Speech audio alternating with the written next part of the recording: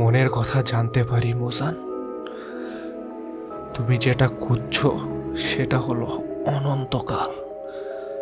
তুমি অমর হতে চাও, তাই তো? একদম সঠিক। আর যখনই আমি নেজুকোকে খুঁজে বের করব তখনই আমার এই ইচ্ছা পূরণ হবে। আমি তোমাকে আশ্বস্ত করতে পারি মোজান, তুমি নেজুকোকে কখনোই খুঁজে পাবে না। তুমি অনেক আত্মবিশ্বাসী নেজুকোকে নিয়ে, কিন্তু আমি তোমার মতো নই।